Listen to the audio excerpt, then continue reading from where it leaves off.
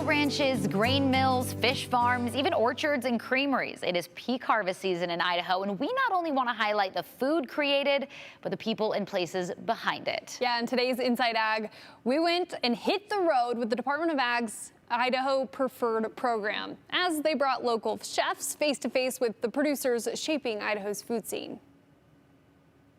Our road trip from Boise to the Magic Valley brought us here first.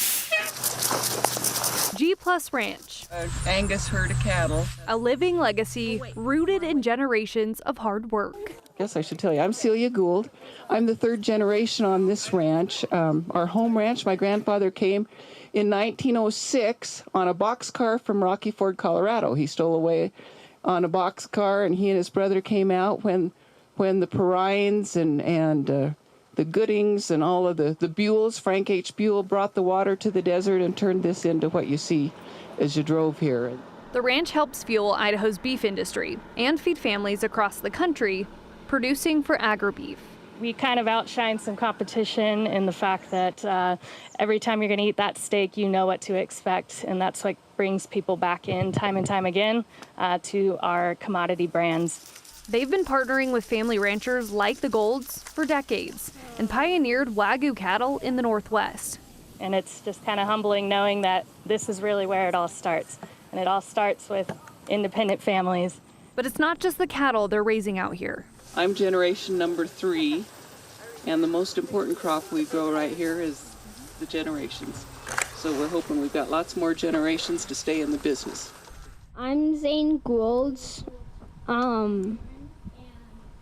Celia Gould's grandson, and what I normally do around here is help out my dad and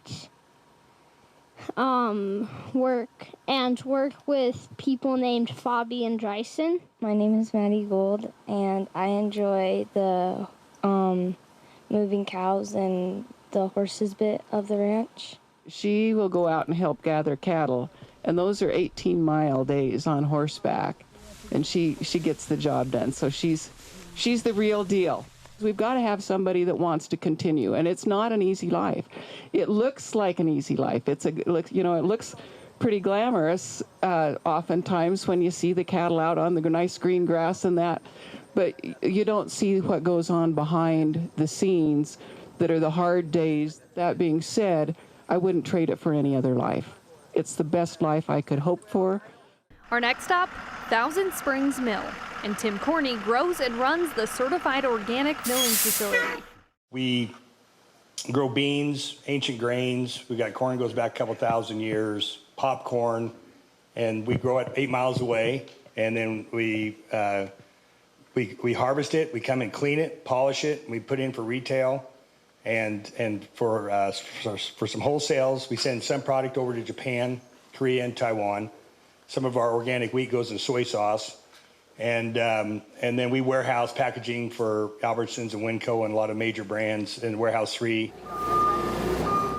So right there, that's about 3,000 pounds of kidney beans that came out of the field that we're getting prepped to go clean. We also make alcohol mash for their extra grains that don't go into high quality flour and bread flour and other products. That extra wheat is going into regenerative certified alcohol brands like Farmer's Gin and American Harvest. I think that what we need to do is kind of adopt the European style food system. They have less preservatives, higher quality grains, and they put that first. Corney says they don't use pesticides and plant sunflowers for the bee population. Next, we went to Riverence, a fish farm, for an aquaculture facility tour. We do about 27 million pounds of rainbow trout a year.